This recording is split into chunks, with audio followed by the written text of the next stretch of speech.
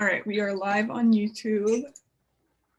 Do you want speaker view on, Tony? So whoever's speaking gets the big screen? Yeah, I think that would be good. I mean, so just for the next half hour, just going to be talking about the hackathon in general and kind of getting the introducing the teams and stuff. And then at 2:30, we're going to be bringing in, we'll be bringing the different teams in. Some of them have videos, some of them are going to do live demos. And so we'll be bringing them in, and then there'll be some time for QA too. So yeah, we'll just be bringing people in and out. We're gonna really push them to the limits here. Cool. Yeah.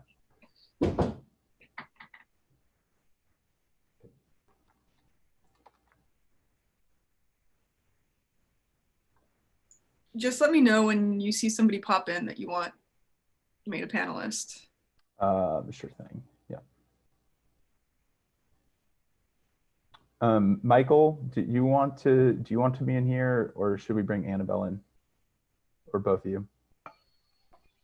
Good question. I know Annabelle is feeling a little under the weather, so I think just me. Okay. Cool. But thanks for asking. Yeah, no problem.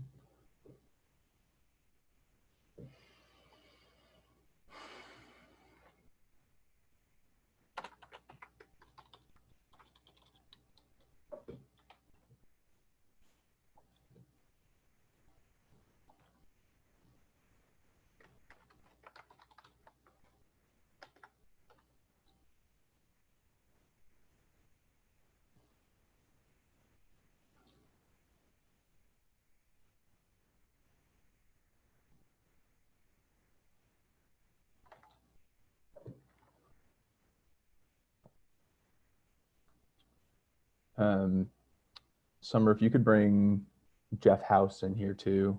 Okay. That'd be good.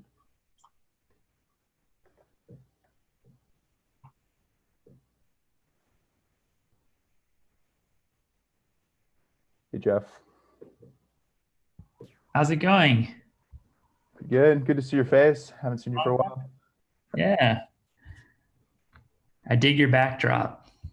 Oh, thanks. Yeah, I figured it was a little on brand, so, and Lauren liked it, so.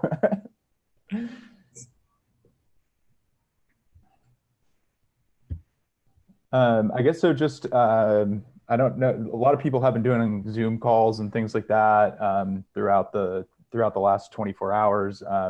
But to just make introductions to some of the mentors that you might have been just talking with in Slack. This is Jeff House. Jeff worked at Yeti for a long time. Did a ton of we built some really awesome things together. So really glad you jumped in here, Jeff.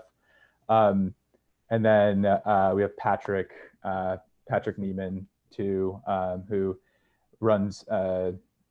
Patrick, actually, why don't you talk about what you do, because I run a small UX team at a company called Knowable that does it's basically contract analysis using AI and ML. And then before that, it was like contract management, a company called iCertis and Apptio. Very enterprise stuff, not too consumer, but a lot of it's very data driven. Yeah, awesome. Cool. Well, the submissions are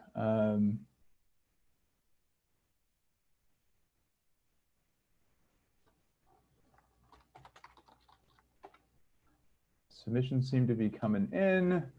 I guess I gave people edit mode so they can just edit the form instead of actually submit it. We're really doing this all on the fly here.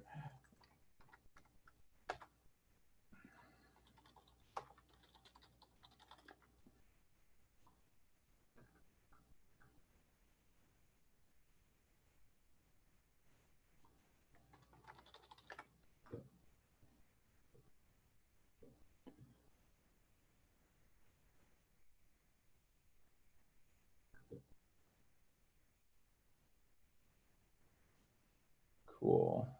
All right. Well, I guess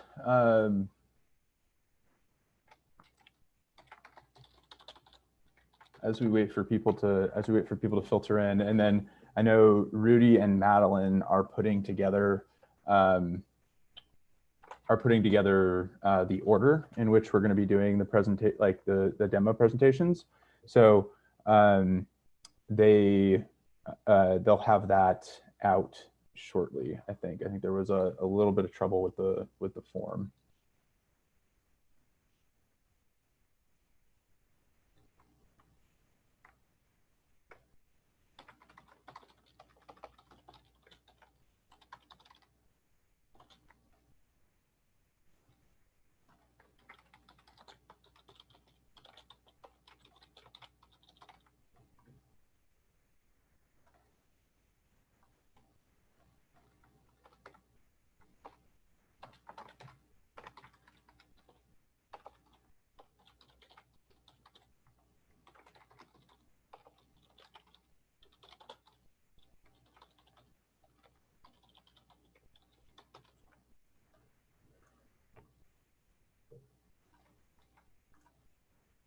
Okay, I have a not so pretty PowerPoint deck or a Google presentation deck that I'm just gonna put up real quick.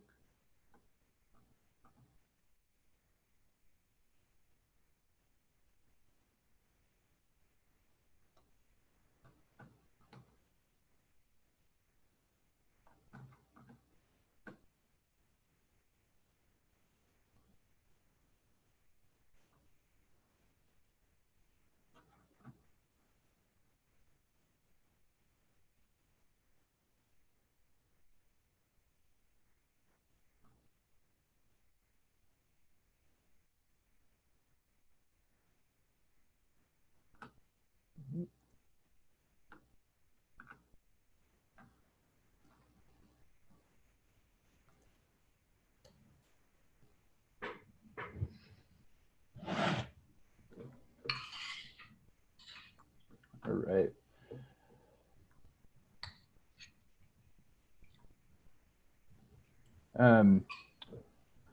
So I guess just while we're waiting on the teams, I just wanted to go through and kind of frame up, what we've been doing for everybody who's not in Slack. So Hack the Virus, started as really an idea over at Yeti where we're trying to figure out how we can help. Stuck at home, a lot of us playing video games on the weekends. Really, but reading the news and just hearing all this stuff happening and trying to figure out, okay, what can we do? So I started talking to people, came up with this idea. The Yeti team worked really hard putting it together. Dr. Neerav was one of the first people I spoke with, did a really awesome interview, and then started interviewing a whole bunch of other people. Got some really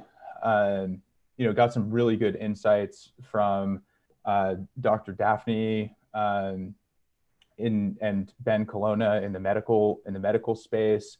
Really hearing about what's happening, how we can help, and get really in small ways, because that's what we're really trying to do here.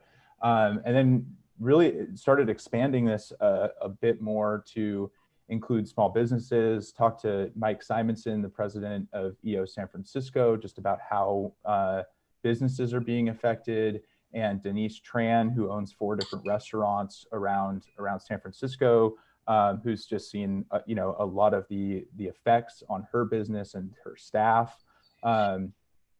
Talked to Liz and Chatal from Early Learning Lab. There's a lot of parents out there that are having difficulty raising children, and especially very young children. Early Learning Lab focuses on 0 through 5-year-olds and educating them. So, and then also just wanted to bring in the wellness, the wellness aspect. We're all stuck at home. This is a new a new dynamic for us. We're, changing patterns. It's a very stressful time. So spoke with Dr. Lisa Oldson about, how to stay healthy at home, and then talked to Dr. Debbie Rosman of HeartMath Inc. and Institute, who told us about, how to de-stress and how to really manage that. So we got just like a ton of information, and thank you so much for like everybody who talked with me in those interviews and has been available in Slack, helping, interacting with the teams. We probably came up, I was just looking at, reviewing some of those videos, we probably came up with, 100+ different ideas for, products and small software initiatives that could help with this. We only in this hackathon scratched the surface of what we really could do. So we're gonna have some of those demos. I think we did end up getting projects being submitted that have touched kind of all of the different categories. So I'm really excited about that. Over at Yeti, while this is going on, we're actually thinking about how we can potentially take this one step further and start open innovation initiatives on some of these other ideas, try to get more people involved. So stay tuned for that. We're going to be trying to put something together as we move forward, move past this. But anyway, focusing on this right now. It sounds like some people are still having some trouble with the form. I'm talking instead of managing the form, but I hope. So I'm hoping that. Okay, so it sounds like Rudy's handling that, which is great. So I just want to start with just some thank yous. I mean, first, thank you to all of our speakers and experts, including Steve Brown, who led us in the kickoff yesterday and just kind of gave some of his thoughts about the future. So I also want to thank the people who hopped in as mentors. Patrick, thanks a bunch. And this all happened very, very quickly. Jeff House, I know this was last minute. I saw you signed up and texted you. So thanks for jumping in. And then Jonathan, project manager over at PayPal that we've worked with at Yeti before, also jumped in and was helping out. So thanks a bunch to them. And then our sponsors, Ionos and JetBrains. Michael Wallace is on here, so thanks for being a part of this. And this really, this whole hackathon really came together in about 2-3 weeks. And we're really happy there were so many people out there that just hopped in and got involved. Also, I just wanted to give a special thank you to some of the members of my team, Madeline Johnson, who you all have probably been interacting with in Slack, helping me coordinate and run this. Summer Swan hasn't been as active in here, but she's been helping manage all the videos. She edited all of those videos, so they were coming at her quick and fast. So really appreciate her doing that. And then Rudy Mutter, who's my business partner, who's been just helping coordinate all this and helping out with the teams and stuff too. So thank you to everybody. And then big thank you to everybody that participated. I mean, just the stuff that we've been seeing so far is really cool, and we're really excited about seeing more of it. I started putting together just some of the numbers. Some of these might be wrong because we're still getting some submissions. But we had over 120 people sign up to participate in this. We were able, one of the things we identified was we need to get people into Slack as a part of this, because if they're not in Slack, it's not going to work. So we had about 70 plus people, from that participant list join Slack. We had on the idea submission form, we had about 10 different ideas submitted to that form. It seemed like some ideas were starting up and some fell off. I know we're coordinating this remotely, so it's really hard to try to form teams and things like that, all remote. But it looks like there was about 6 teams that really got off the ground. I sent that check-in email or that check-in form out late last night. Due this morning, 6 teams ended up submitting check-in forms. It's looking like about 5 teams are going to cross the finish line here. So, shout out to everybody who's stuck with it and got to the finish line. So we're super excited to see see all this. Okay, so I think that we have an order. Let me try to get that verified. Summer, do you know if we have an order yet? We do have an order. Let me send it to you. Okay.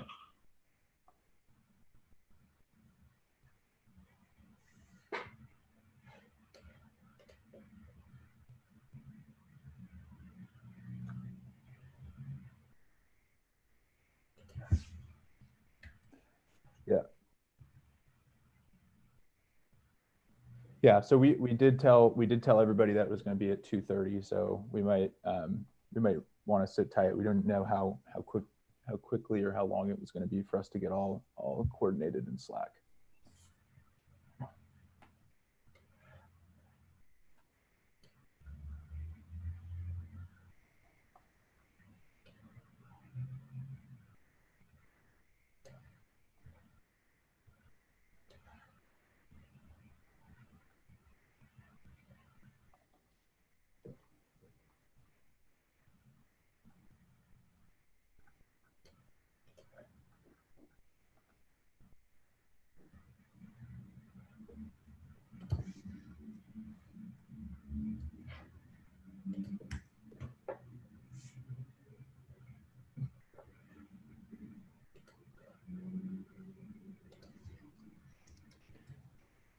If while we're going through these demos, if you have questions for the team, we're going to have people on the panel be asking questions. But if you also have questions, there is open QA. If you go to the bottom of Zoom and you click QA, you can ask a question in there, and then we'll ask the question of the panel, or we'll ask the question on the panel to the team. The other thing to mention is just as far as logistics is concerned, we'll be bringing people in when it is their turn to do their demo and the QA, and then we'll be moving them out and then putting them back, or putting the other members back in. So it'll be a little bit of like a back and forth. We're hoping that goes well. Bear with us if it doesn't.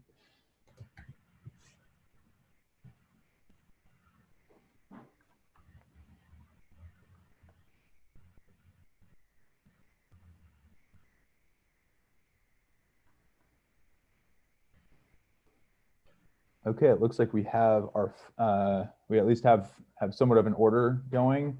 We're going to have Will and Artemi from Team Specific Assembly first. We won't start. You still have 10 minutes, so don't worry. But just so everybody else who's watching knows.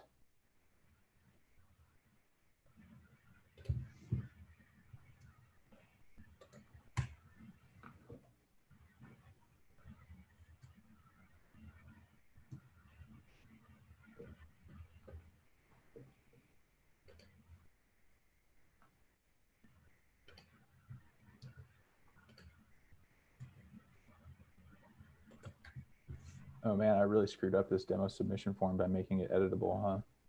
I apologize to the teams for that.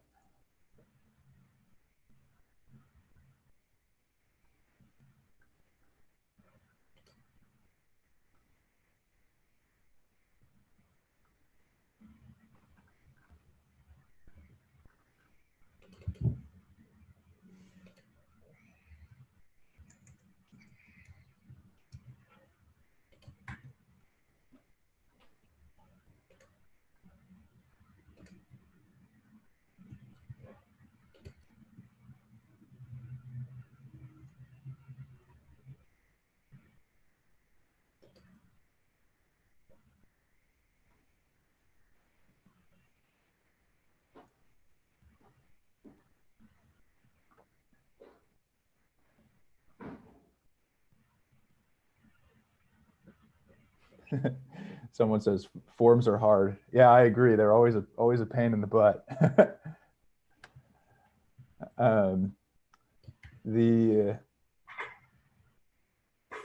So I'm wondering, everybody got, well, the teams that submitted the check-in this morning got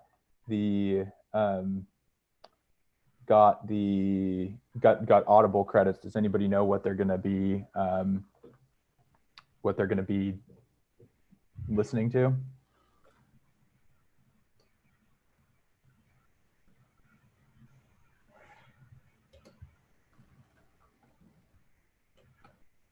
You can chat it.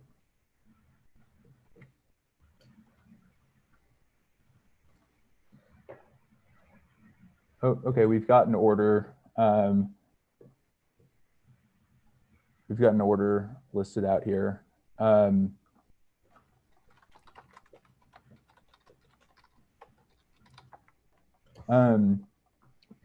So we've got an order here. We've got specific assembly is going to be going first.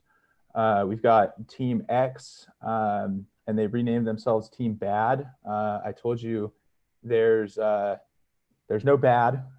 It's a hackathon. We're all going quick, so I'm going to still refer to you guys as Team X. Then we have Stunning Division as the third up. And then the fourth will be the Socialites, and fifth will be Team Broken Crown.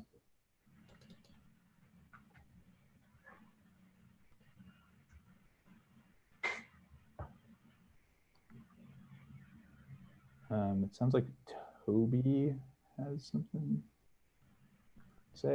I'm sure Morgan Freeman has narrated some audiobooks. You can definitely check that out, Alex.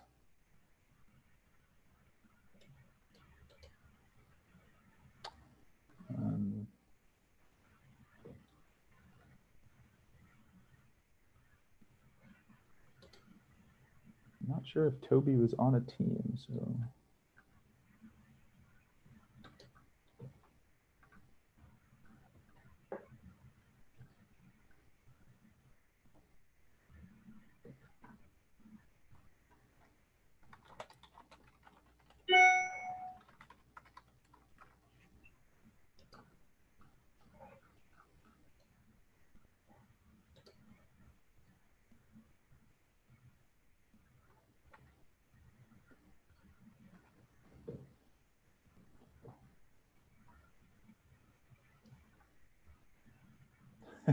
Thank you, Madeline. There's a comprehensive list of audiobooks narrated by Morgan Freeman.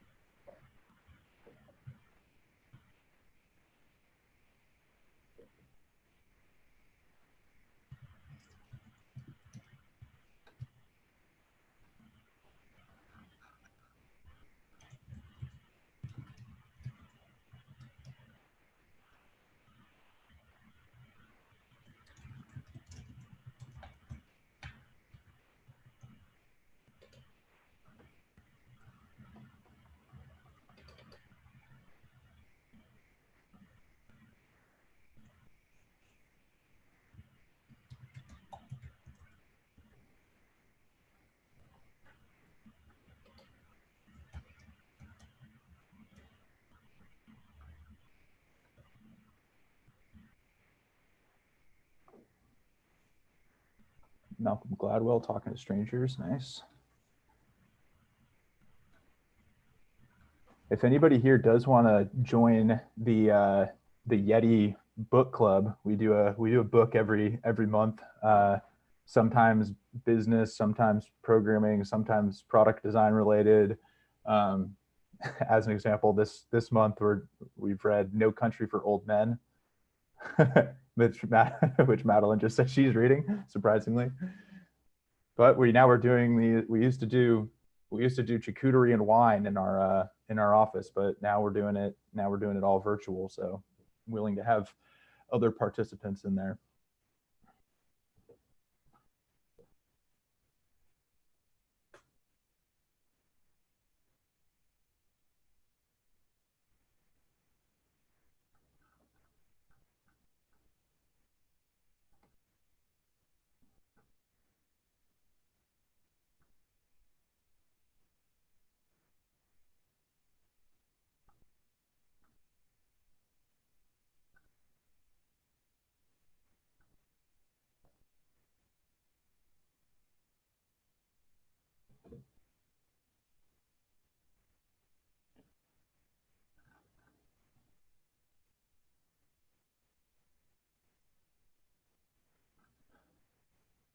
So let's get specific assembly in here. Will and Artemy.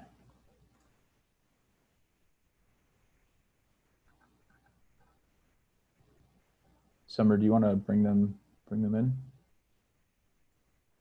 I'm working on it right now. Awesome.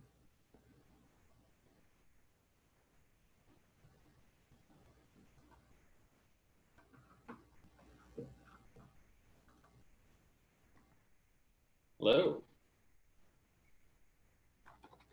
Hello. I'm ready to start. Just give me the go ahead. All right. Well, let's wait 2 minutes just so we're doing everything by the book, you know? Sure.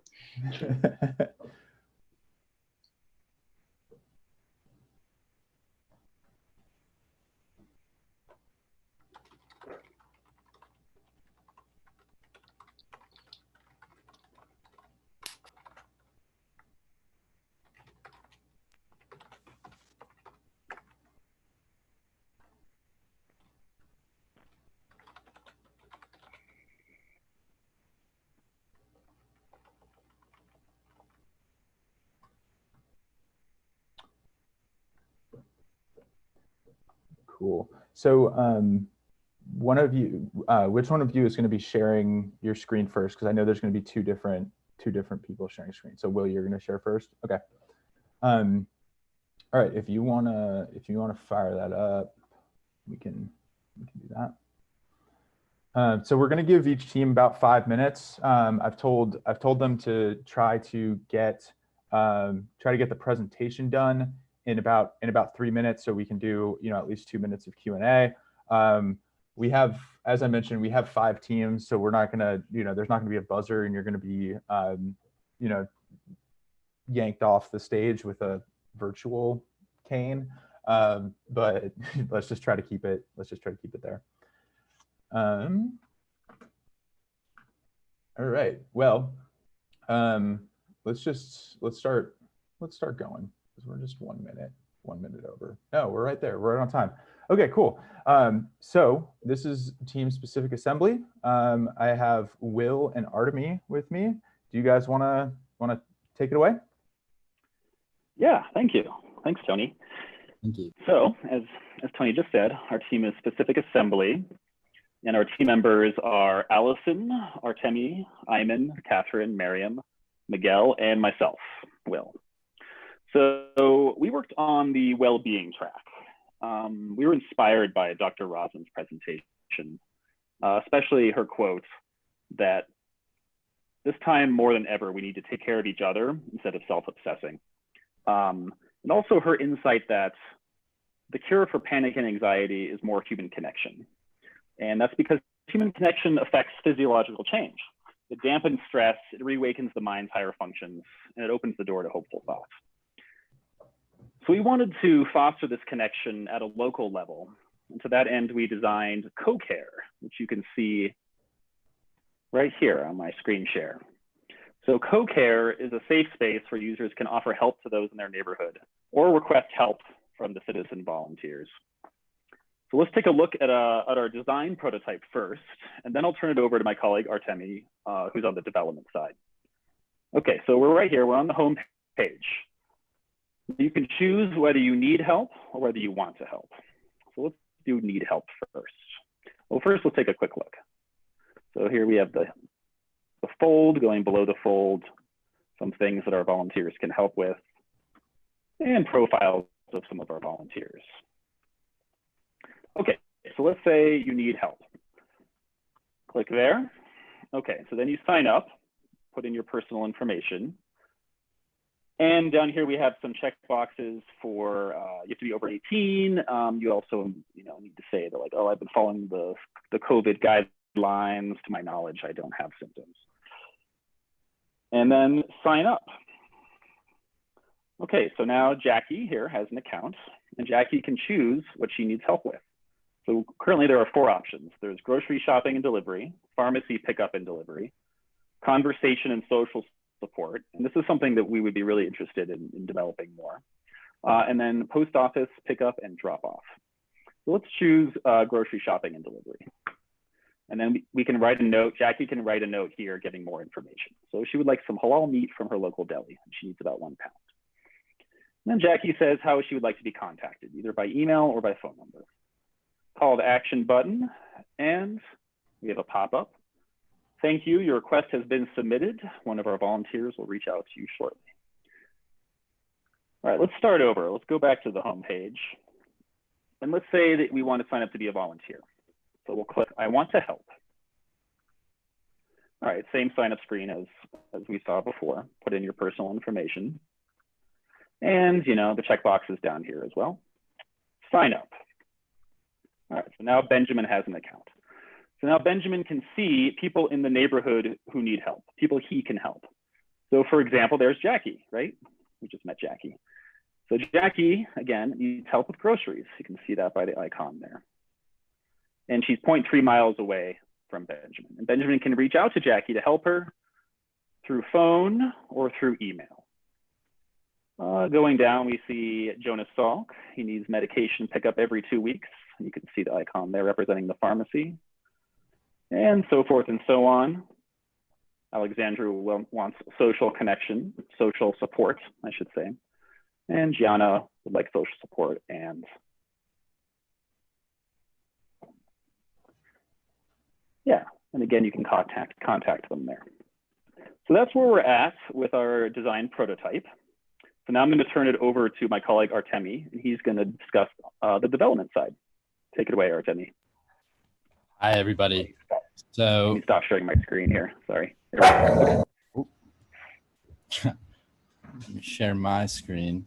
So this is what I've got going on right now. We have a login page and authentication. So you can also register. So let's go ahead and log in. Right now, we keep it pretty simple to get the functionality going in the back end more. We have I need help, in which you can pick, say, groceries and say, I like carrots. And so we submit that. You can then come to I want to help. Right now we have these. I would love to add that functionality in later on. I wasn't able to right now. So we have all these posts. And then all the way at the bottom, we have I like carrots. So someone can then see that post, a volunteer, and then decide to help. Definitely was a lot of fun. So thank you for everything. Yeah, well, yeah, good I'll job. second that. Well, good job. That's great. And we'll definitely share this with the HeartMath team, and Dr. Lisa was talking about this stuff too. So we'll definitely share it with them. And yeah, that's awesome. Really good work. What technologies did you use to build it? I use Rails, Ruby on Rails for the back end. So I created that, and then I hooked it up to a React front end using JavaScript. Does anybody on our panel have any questions, or in the audience? You can use the QA function.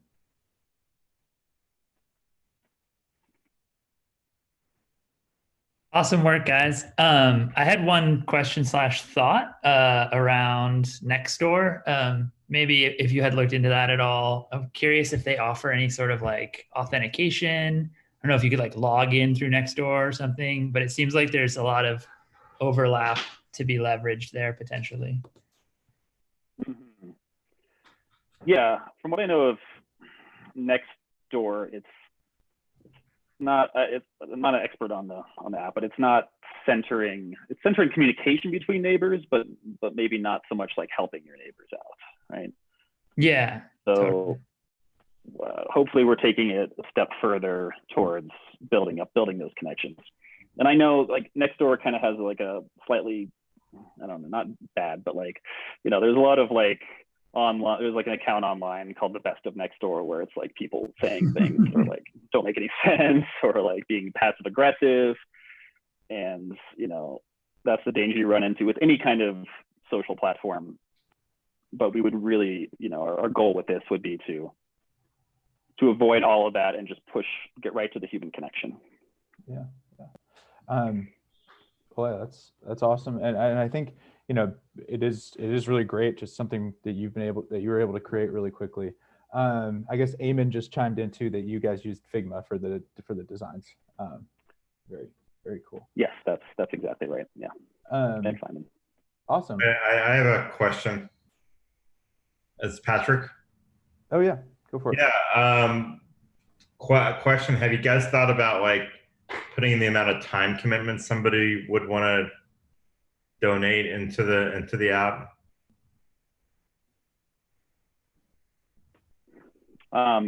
Yeah, not currently, not on the MVP. Like, are you saying like a minimum amount of time someone would need to put in? Well, like if the amount, like if I'm going to be donating my time as a volunteer, which it's an awesome idea. I don't want to know is like how long will it take me to do this, because I might have other things to do, because in these times a lot of working parents are spending time both working and extending their work hours to take care of their kids during the day. And Yeah. so that might be something to put in to add as one of the concepts in the application. Yes. So currently, all that kind of stuff would be determined through the person, through like email or texting or calling the person you're going to be helping out, right? That's just because for the MVP we didn't have time to implement that. But absolutely, for next steps, being able to put in your availability, days of the week, how many hours, that would help people who who are looking for help. That would help people who are in need of help to find the perfect volunteer for them. Awesome. Well, thank you guys. Actually, I have one question. Actually, I'd love to ask. I think it's a fantastic idea for the people who want to help. Fleshing out the the social support structures. Do you guys give any thought to either resources or training for some of those people to identify some potential people who might be at risk? A lot of people are cooped up at home. If they have kids, they're running around, or elderly people, they might be a little down, or depressed, seasonal, those sorts of things. It may be a good idea to tie into some of their local resources and networks, saying, "Hey, listen, you might have something a little bit more going on here. Maybe I can point you in the right direction." They may not have to do anything; they're all volunteers, sure. Assuming they wouldn't have medical training, but a little bit of awareness, and maybe like even a YouTube 5-minute tutorial on how to pick up on signs of, hey, maybe there's something wrong here. Yeah. It would go a very long way, people helping people. Yeah, exactly. If someone is a professional, that could be, part of they could indicate that in their profile, right? Their volunteering profile, like, hey, I on this kind of certification and such. Or if they don't, then they would have access to those resources that you just described to forward, that information. Exactly right. Yeah. Fantastic. Thank you. Awesome. Well, I said 5 minutes, and now we're going 10 minutes. But I said we're going to be loose. So thank you guys. Thank you very much. I mean, that's really impressive to get done in about 24 hours. So good job. I hope you continue it and bring those designs in and get it launched. We have some free hosting for you guys. So yeah, it would be awesome to see this live. And helping people. That's my dog. Great dog name. Thank you, Tony. Yeah, thank you guys. Thank you guys. All right. Well, let's bring in now. Let's bring in Team X, or team. We're calling them Team X.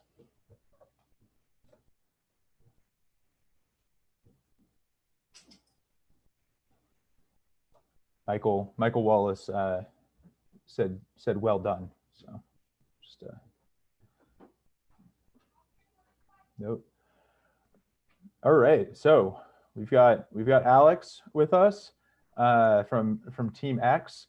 Alex, why don't you give us an intro? Sure. My name is Alex, and by the way, can you hear me okay? All good. All right, great. I am the only member of my team here today, so I'll definitely keep it under 5 minutes. I'll aim for 3. So let me share my screen to show you the project. And give me 1 second. Share screen.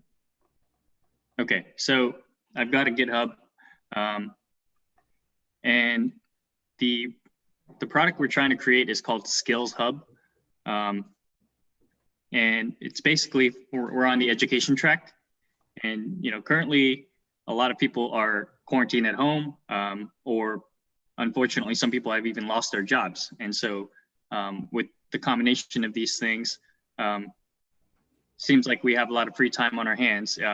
Assuming we're not an essential worker, we should have a lot of free time on our hands to, further improve our skills, our education. And so, we try to build a education tool that collects all of the free classes online and consolidate it into one interface. And let me walk you through it. So we focused on 3 main online platforms. One is Coursera, Udemy, and edX. And so these are very large companies that have a huge amount of classes. A lot of them are paid, but they even offer free ones. And so as I'm not a developer, but as a data scientist, I learned a few tricks on web scraping. And so I've taken that and try to go through each of these websites to pull in, the name of the classes, the levels, like if it's a beginner, advanced, or intermediate, and whatever information that was available on those main pages. And so I can give you a quick view of that here. If you hit the F12 button on your Google Chrome, you get access to the HTML code. And I was able to identify, these sections here that you can go into and figure out exactly which tag is this name, which tag is, the author organization, whether it's free. And so we were able to do that with Coursera, but unfortunately with edX and Udemy, I didn't achieve the same amount of success in this day. So we're going to focus on Coursera for now. So going back to the project, eventually, after consolidating all this information, the goal was to build a website that an end user can get on, enter in their information, something that looks like this. So this is a prototype that Brandon, my team member, built. So we were pretty bare bones on this. We didn't build it all the way out, but we envision it to look like this, where somebody can enter in the job they want, or what they have, the skills they have, and then recommend certain courses or types of courses, and all of the courses that we downloaded or extracted from the internet are only the free ones. And so during this time, especially if someone's lost their job, want to focus on the free ones, so they don't have to, they don't have to pay for it. So this is the user interface that we envision. But just to finish up on some of the back end, we were able to pull some key pieces of information. I'm going to scroll down to the data dictionary over here. So we pulled the title, the online organization, which in this case is only Coursera at the moment. But we want to make it so that we can use any organization. And we got a little, maybe I'll rename this, but we have a column here that proves it's free and remove the ones that were paid. The author organization, which is a university, company, or even a person. Course type. In this example here, they were all regular courses, but there's other types of courses like degrees, certificates, and specializations. What we found in Coursera was the other ones you had to pay for. Level, beginner, medium, intermediate, advanced. Ratings is the average rating on this course based on all of their reviews, and then obviously the total number of reviews on each course. Ideally, I would like to add, the subjects, the time it takes to complete, but you can see, at least in the main page, that information wasn't easily accessible. We would need further development to pull that data, but it is doable. And so what we found was that about half of the free courses on Coursera are at the beginner level, which is mostly good news for most people because not everybody is an expert at everything or intermediate at everything. It's good for people learning a new skill.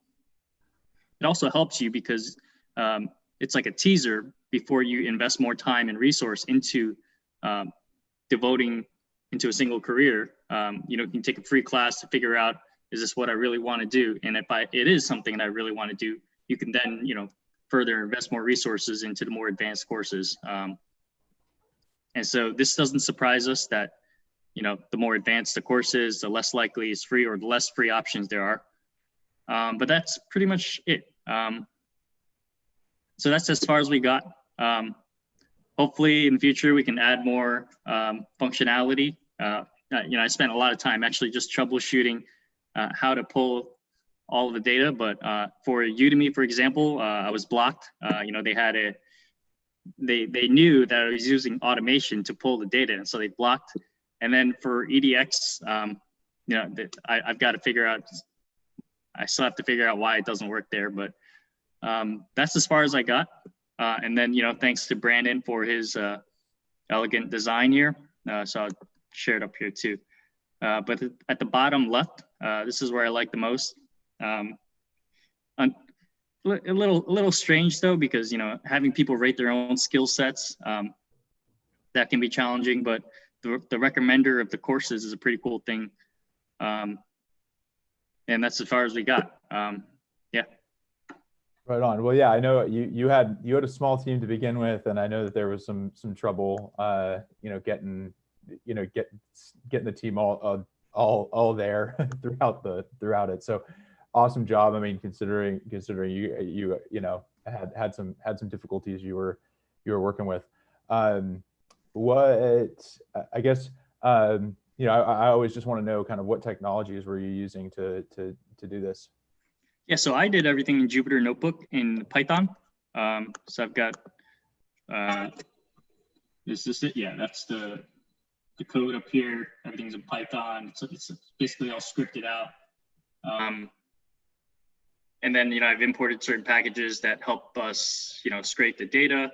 I'm not familiar with what Brandon used to build his design over here, but I can ask and find out. Yeah, no worries. Cool. Any questions from the panel for Alex and Team X?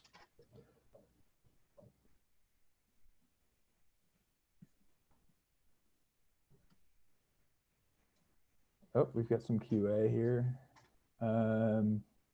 Okay, never mind. We don't have QA. We have trolls. Okay. All right. Well, thanks a bunch. Thanks a bunch, Alex. And yeah, it's you know, I think Shatal. We'll definitely share with Shatal and Liz. What you were working on. I think there's some good stuff there. Just as far as like surfacing some of this information to people. So really appreciate it. Thank you. Thank you. Cool. Who do we have up next? We've got Stunning Division, Rafael Artienda.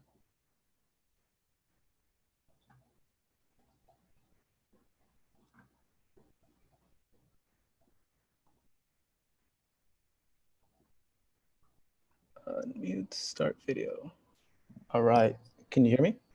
Yeah. Awesome. Okay, so let me share my screen.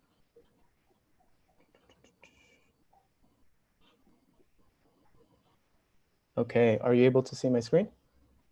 Yes, I can. And just really quick, we're trying to work out how to remove anonymous QA, just in case anyone was seeing that. We had somebody pop in and just put some inappropriate stuff. So. Oh, okay. Yeah. Stunning Division. You're up. Go for it. Awesome. So for Stunning Division, our team is comprised of me, Rafael, On, Polka, and Topher. So the service we created is ReachCare. ReachCare is a texting platform that helps people find testing centers within their zip code or near their zip code. We thought that this would be an incredibly easy and effective service for people that may not have a lot of accessibility to the internet or who may not be tech savvy. So I'll start off with our problem. Low-income populations in dense environments like Philadelphia are disproportionately affected by COVID-19. We watched a video with Dr. Daphne Owen, and she mentioned some of these issues, as well as information mostly being available online, which I think takes older populations or, again, people who don't have access to internet or don't know how to use apps very well. So our solution for this, a text chatbot that connects people to test centers by locating sites within or closest to their zip code. So this would be very effective for those that are insured or uninsured. We drew a lot of inspiration from this texting platform called Nudge, and we thought that this could be a great way of inspiration for our product.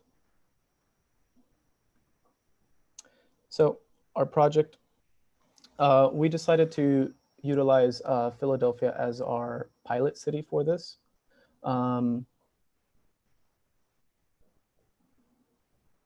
And we developed two personas for our product.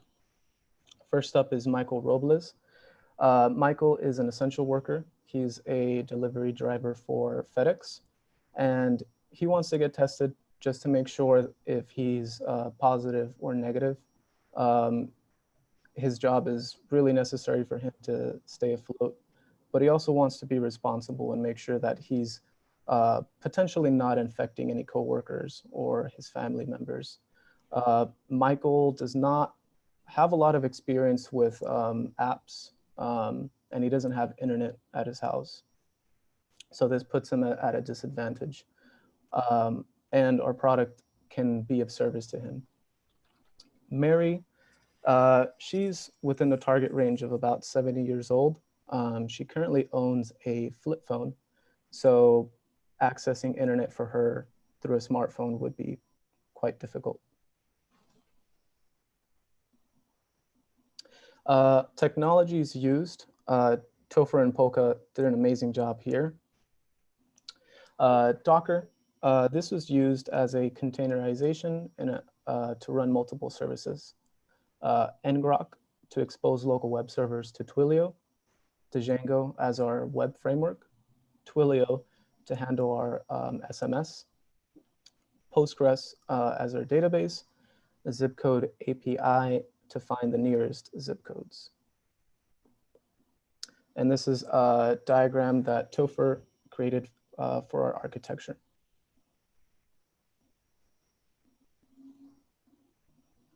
So the steps for the architecture: users text Twilio hosted number.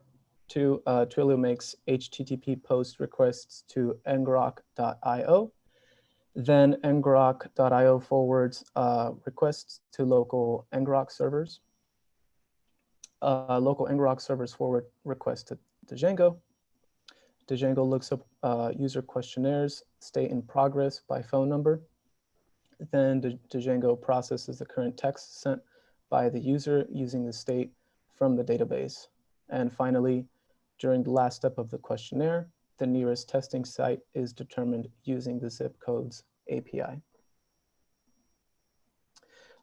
We also decided to create a splash page, for now a PDF. This would be a great reference for doctors or institutions to point people to the number that they can text. Now, again, our end users do not have access to internet. So unfortunately, they probably wouldn't see this. So this would be more for people trying to, for doctors trying to get this information out to their patients. And here's an example of our final product.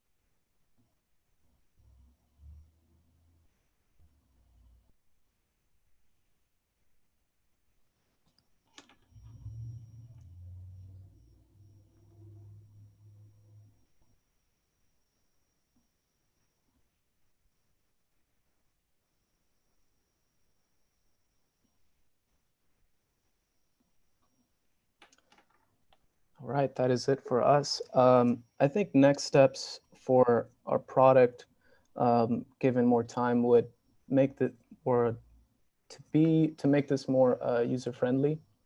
And I spoke to Patrick Neeman, and we could possibly start off by putting the zip code as the first question in the questionnaire, so that can give more data to where testing needs to be prioritized in certain parts of Philadelphia. Yeah, that's awesome. Like you definitely thought this through. All the way with user personas and figuring that out. I know some people at Twilio, so would love to reach out and share what you've done with that too, because I think that's really awesome. And yeah, good work. Thank you. Panel, anything? Dr.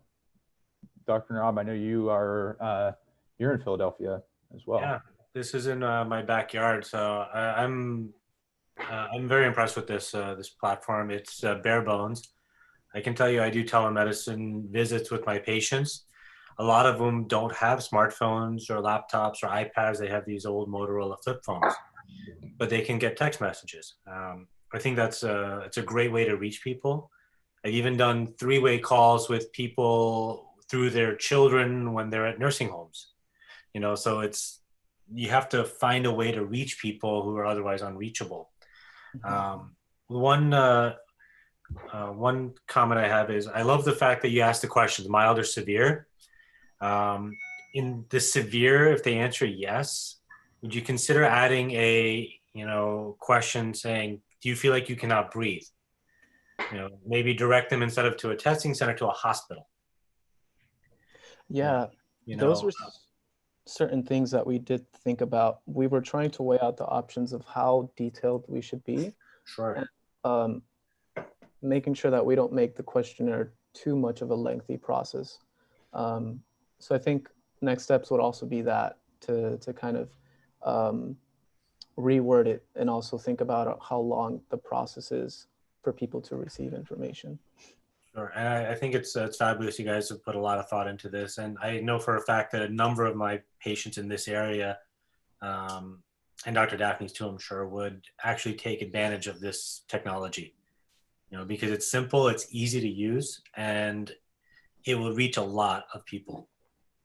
I don't know why we don't have this now. I was just thinking the same thing. Yeah, this is like the data collection aspect alone would help so many people, and it's stupid simple. Right. Yeah. Yeah. Sorry to interject, but we also saw that there was several testing centers that don't require insurance. And I think people that don't have insurance tend to not seek out information just because they think that up front they might have to pay a lot of money or have insurance. And this could put those people with the proper information to get testing if needed. That's a great and very valid point. That a lot of people are afraid of cost up front when finances are already strapped. So including information about free testing centers is a great idea. Cool. Thank you. Yeah, this is a great job.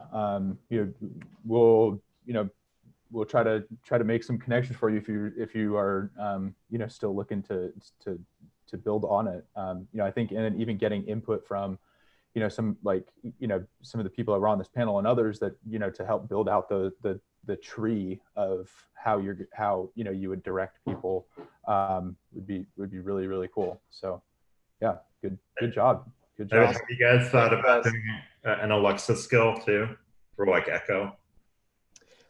That would be amazing. From a developer coding standpoint, I don't know how that would happen, but I'd love to do it from like a UX perspective. Awesome. Well, something that you all got done in the weekend. Amazing job. Good. Cool. Good stuff. Thank you. Cheers. Thanks. Okay. Well, let's. So I just again want to apologize. I think only the panelists can see some of these messages, but we're kicking some people out. For some reason we got trolls in our small webinar here. So we're Summer and Rudy are managing that. So thank you for that. So who's up next? We've got the socialites. Hi, can you hear me? Hey Anna, we can. That's great. And I just really quickly want to just commend Anna. Anna was on a team called the Socialites, but she was a one person show here. So good job Anna already. So we're looking forward to seeing what you got. Thank you. Let me just figure out how to share my screen.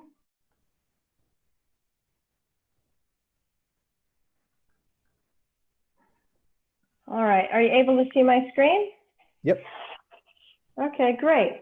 So I have a platform where people can find volunteer opportunities, earn citizen points, then spend those points on special deals offered by businesses. So there are a number of stakeholders in society that I'm focused on solving problems for during this crisis. One is just everyday people who need help from volunteers. You have all different kinds of issues like having enough food and being able to have it delivered, having people assisted to in their education. Some people need childcare, particularly if they're frontline workers. People need psychological counseling, it goes on. Another group of stakeholders are potential volunteers. These are everyday people who want to find a way to help that extends beyond just staying at home. Some of these people are lonely, they're bored, some of them are unemployed, some seeking just some additional enrichment or fulfillment in their lives in this current situation. And then there are businesses. There are so many businesses, small and large, that are struggling through this crisis. And they need to find new ways to stimulate demand from customers and smooth out the revenue distortions that are caused by this COVID-19 crisis. So the solution that I came up with is this platform, Gifts That Give. As you can see, it's about volunteering, earning points, and then accessing exclusive deals. It's dedicated to fostering a culture of volunteerism while giving businesses new opportunities to promote their products and services. And it's done by providing people with volunteering opportunities, allowing them to earn their points, and then allowing them to spend these points on these special deals offered by businesses. So volunteers and the people they help both win. And in addition, the businesses win because they have a new channel through which they can promote their offerings. Examples include consumer goods retailers who want to remind people that they still exist, local restaurants who want to increase their sales from takeout, or even airlines and hotels who want to pre-sell or sell pre-orders on the cheap in order to get revenue now for the service that they could provide in the future, perhaps in better times. So let me just give you a quick tour of my prototype. You have my landing page here. If you want to learn more, you can learn more. You can find out what it means to be each one of these types of people on this three-sided platform, and you can sign up. But for me, since I like volunteering, I'm just going to sign in as a volunteer. And here we are taken to my account, my volunteering account. It's the first thing you see is my Citizen Points scorecard. And it summarizes how much volunteering you've done so far and how many points you've earned. And the points have some transactional value. They can accumulate the more volunteering you do. And you can sort of think of them as credit card reward points that you can earn in exchange for special deals. But also the points in themselves, even without the transactional value, can serve as something just to be proud of. People should be proud of their contributions to society, and they shouldn't be afraid to share this and inspire others to also, take up the mission and volunteer. So I've included a share or a brag button as well. It also lists, the points that can be redeemed for rewards. But first of all, I want to earn points. So I want to find a volunteer project. So you can just scroll down and browse through this multitude of opportunities. Some of these examples include packing and distributing food, providing counseling, or being a career coach. Some people have to kind of recalibrate themselves to this new economic situation. You may need childcare, especially if you're an essential worker. So you can, as a volunteer, you can sign up for these and earn your citizen points. And the citizen points are listed here. Once you sign up and you complete the project, the new points will be reflected back in your citizen points card. And now come the more materialistic rewards. Once you've accumulated a certain number of points, you're eligible to exchange those points for special deals. And those could include discounted music lessons or discount offers from your favorite restaurant. It could also be used to pre-purchase or, pre-order for when the economy opens up again. And, for example, there'll certainly be less tourism in big cities such as New York, but it doesn't mean that hotels can't still aggressively promote staycations at really great prices. I've included that as an example. Using this platform, hotels could earn revenue now by selling these and then provide the service once they're able to again. And lots of business can do this as well. Like airlines could also follow a similar tactic, as can, you know, restaurants, gourmet restaurants who, you know, people want to pre-purchase a romantic gourmet meal, they can do so here. And yeah, there are a lot of promotional services out there now, but I guess people are more likely to pay special attention to these ones if they already have earned the points to really redeem them. So I see this as like a new kind of sales and marketing channel that can be particularly helpful in these times. But my hope is that even after we recover from this crisis, we'll still be able to have a solution, have this as a solution that can keep the spirit of volunteerism alive. And that's it. Awesome, Anna. Well, that's really impressive for just doing this all. So you did the design and development all yourself? Yep, that's right. Right on. Cool. And what technologies did you use? First, I used my handy notebook, you know, pen and paper, just to brainstorm everything and put together, you know, what I wanted my components to be for React. And, you know, I use React a lot, and so that's what I use to actually build the website. Very cool. Panel?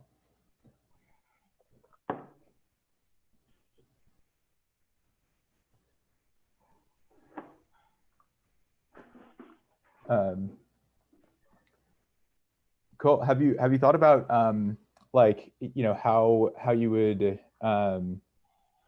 like maybe get people to do the to sign up for volunteering thing, and you know, sign up for volunteering or like request volunteering. I think you mentioned that Denise's talk was inspiration to you. Yeah.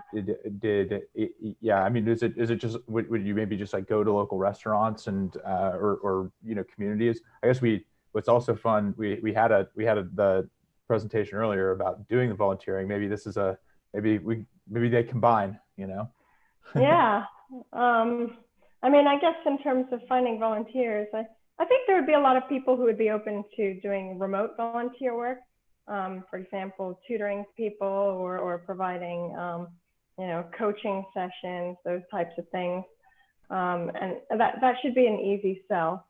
And, you know, I would start off with my network, but, you know, I think that should be easy to find. I guess going forward, what I really want to do is really test the hypothesis on whether or not this would be useful to business, in fact. And, you know, usually if I'm brainstorming a new opportunity, I want to go and get some better sense by talking to people in the market. I want to put together surveys and reach out to people. And I guess within this short period of time, I haven't been able to do this, but, you know, I have a hunch based on, you know, just casual conversations with people that this could work. And so I think going forward, I'd like to test it out. Yeah, the virtual volunteering is an interesting idea.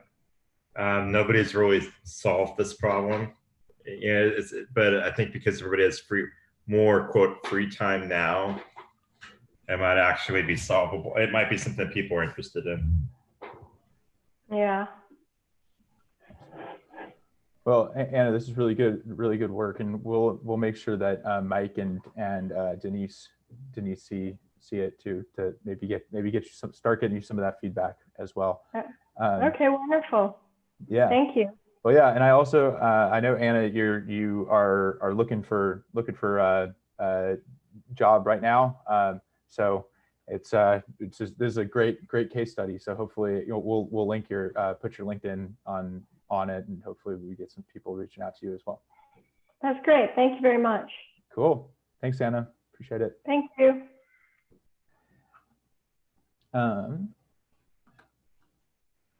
Cool. And so we've got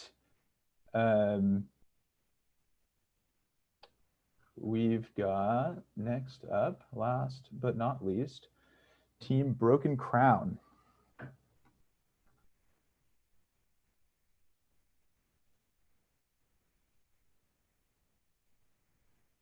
We just have to make sure we've got the right Benjamin.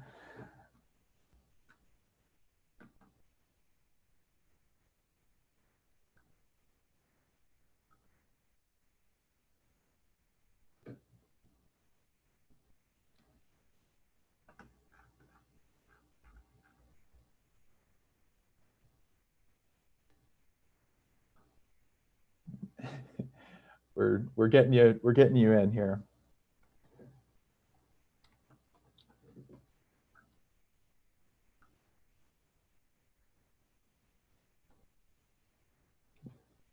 And just so you all know, logistically, so after the presentations, we're just gonna probably go off of, I'll go off of video and audio, and then I'm just gonna huddle with the panel really quickly. We'll figure out who's gonna get those JetBrains licenses. But honestly, like everybody is everybody is a winner here, and we're gonna get Michael and Michael and Ionos are gonna make sure that you all get those hosting credits also. All right, so it looks like we've got Benjamin. Benjamin here, team Broken Crown. Yep. Awesome. All right, Benjamin. Well, take it away. Sweet. So for us, we are Team Broken Crown, and we developed a geospatial application to help in the medical community and help with basically what we were thinking, resource management. So the idea was to develop a mapping application that pulled together several different data sets that we were able to pull from the web and basically massage into what you see here. We were using, this is built on the Django framework and the ArcGIS API for JavaScript.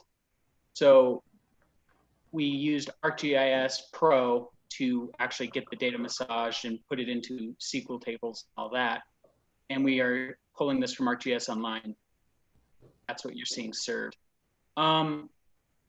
Basically, the biggest thing that we were able to implement was getting the data in, getting our concept together, and basically just getting the whole idea as concise as we possibly could. These purple dots that you see represent hospitals and their bed capacity. Basically how many ICU beds that they have, and what we can do with that is ideally we would have wanted to have basically a sketch tool that you could take and draw an area around this and export it out to CSV so you could see how many resources were in a given neighborhood, how much time that how much time it would take you to get to a hospital. And ideally we would want to include things like drive times and routing and all of that. Just given the time constraint, we kind of had to leave it at getting the web map up and getting Django running. But I think, sorry, that's our dog. It's all good. It happened to me earlier too. Don't worry. One second.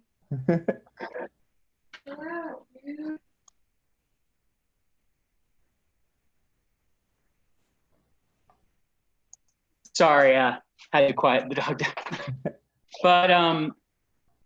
But what you're seeing here also is these blue dots are it's the dot density of how many tests were done per county. This we got these data from New York State, and we were able to find a data set that we could join to a county layer and get our tested quantities based on county and how many positive results we had for that. So I think in aiding the medical community, if we were able to export this out to a CSV, you could do a lot of data analytics with it and all of that. What we hope for in the future as we continue to develop this is just to polish it up and get it to the point where we're actually able to have the user interface a little bit better and allow people to get the data out of the web rather than just seeing a web display. Yeah, but besides that, you know, we spent a lot of time on it, and hopefully you guys like it. Yeah. This is getting some echo, I think, from you, Ben. Well, this is awesome. It's yeah, this is really cool. It's really cool to see this, you know, this visualization also can tell you spent a lot of time on it. I'm wondering, did you get a chance to talk to Ben from the Ben Colonna from the VA at all? No, we didn't.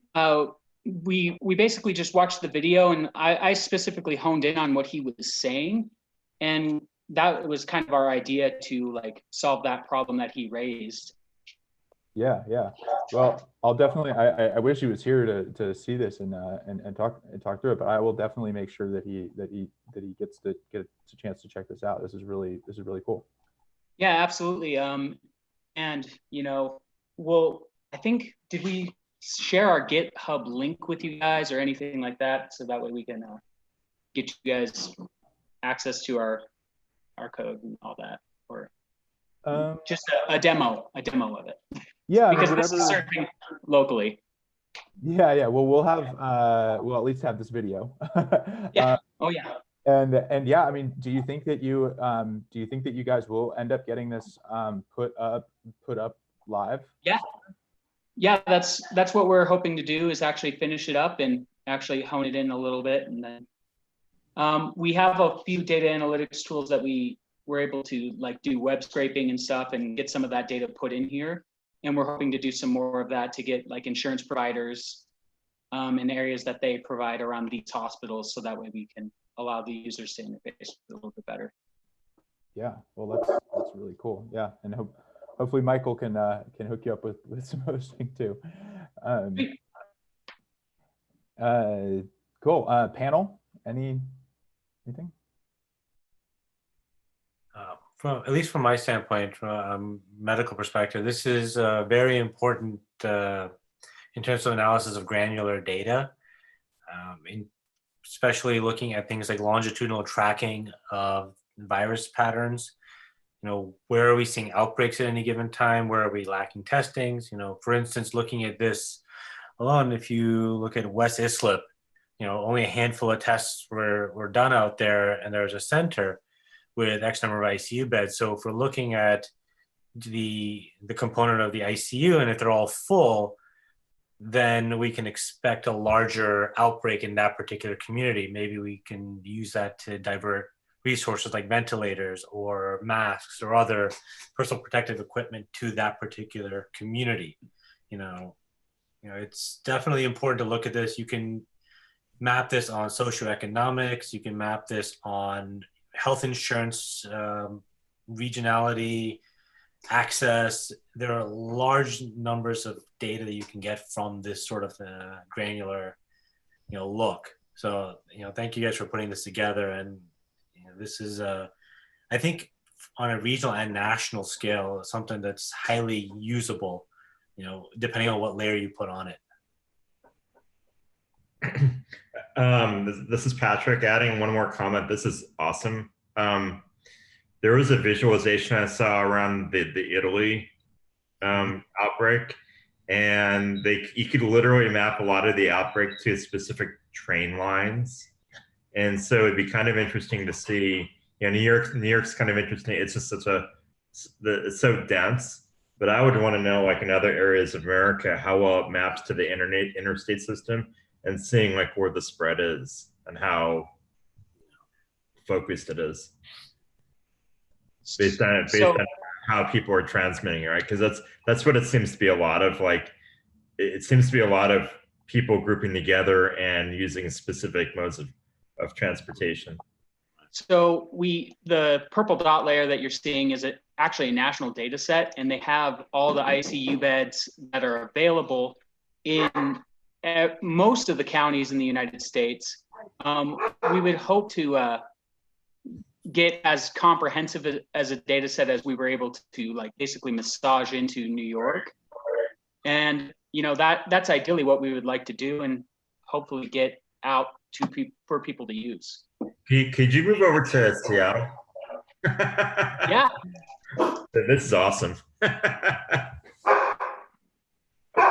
Sorry. Right here. Yeah, that's pretty cool. Yeah. Keep going in. Keep drilling in. I want to see my neighborhood. Stop. And Esri has a lot of data that's available for people to use, and their GIS APIs are amazing, and that's what mainly I do is GIS dev. So yeah, I live at 8th and Madison, so I live in between all three of the hospitals. Sweet. Well, I think everybody wants to zoom in and see what's going on with there. So that's why this stuff is really cool. So yeah, I did that little dot over there. That's kind of interesting how it's. Yeah, I don't know what's over there. Yeah. All right. Well, very cool. Well, we said we were gonna announce winners at 3:30. Honestly, like, I'll just say this: we're gonna ping JetBrains and see if they can get us more licenses, because I'd love to give everybody licenses. We're gonna award one team here because that's what they told us they'd give us. But I mean, all of you, like, just amazing work. This is really cool to get this stuff done in a weekend. Like, we're super impressed. There's some feedback from John O that like time based slider could be cool. So yeah, we got ton of ideas here.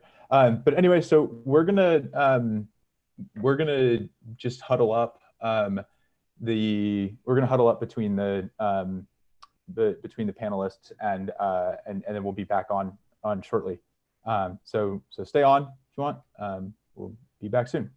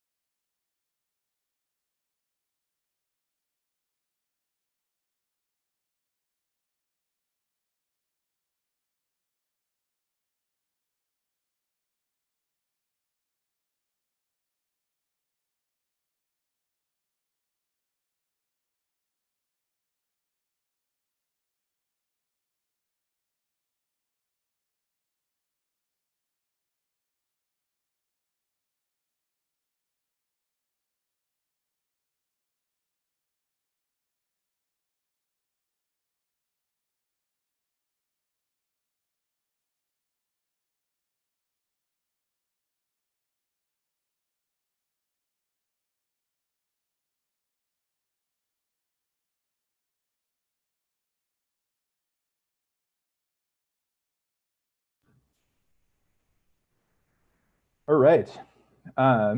So getting back to this, huddled up with our panel here. Again, I just want to say, like, it was, totally awesome everything you all did. I mean, just like, in a weekend being able to get all this stuff done.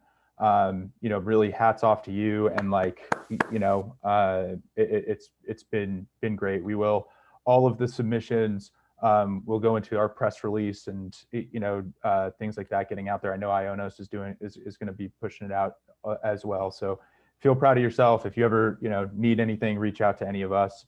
We'll be happy to help you. You've done amazing work. Because we had to choose a winner, we are going to give the JetBrains licenses to Team Stunning Division. So good job. It's weird announcing that without having any feedback, but you guys did a really great job. Our thought process behind this is something that we need now and can get implemented, should be implemented quickly. I think everybody on the panel is like, why has this not actually been produced yet? So yeah, so that's why that went there. And then a special shout out to the runner up, Team Broken Crown. We're thinking long term, that would be something that is a game changer, in the words of Dr. Neerav. So again, and all the teams, like, great job. This was an awesome effort. It's been really fun for us on the Yeti team to run this. And yeah, anybody else on the panel want to just jump in and say anything as we wrap things up?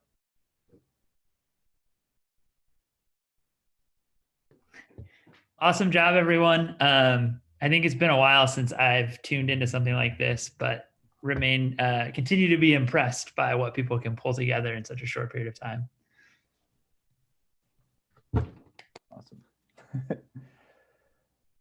Awesome.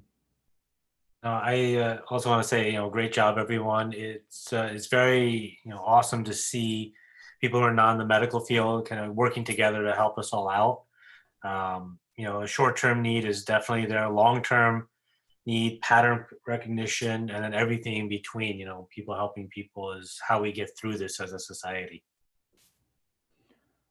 Cool. Yeah, and we're, to bring us back to where we started yesterday. This is where we want to start being optimistic, start being solutions oriented, and you all have exhibited that this weekend. So good job. Michael, I know you had a couple words about those Ionos credits. If you want to hop in. Yeah, hey, well done, everybody. Again, it's really impressive. This is the first time I've ever witnessed anything or participated in the lightest sense of the word, something like this, and it's quite impressive.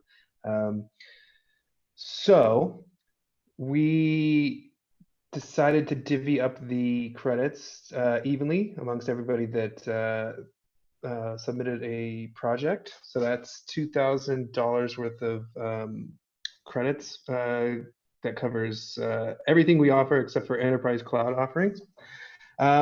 So the question from here on out is how you guys want to deal with that amongst the team members.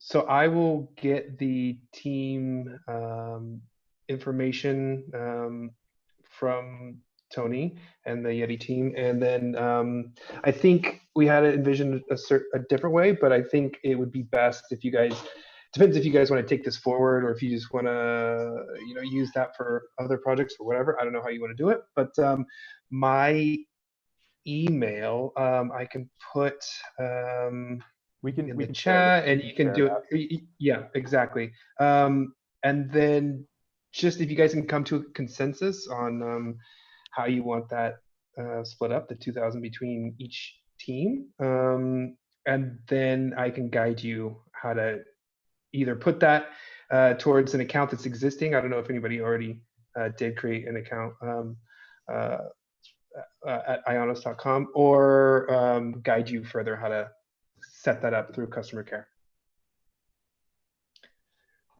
Sound good? Sounds good to me, Michael. Right on. Right on.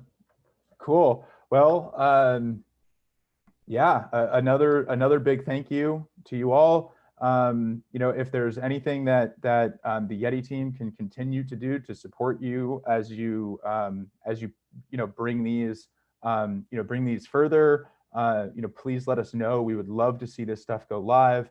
As we mentioned, Ionos is going to be doing some press around this. Yeti is going to be pushing this out.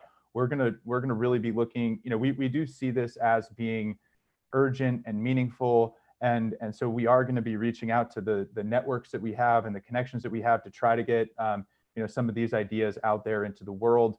I know that our experts are going to be really excited with the results that have come from this.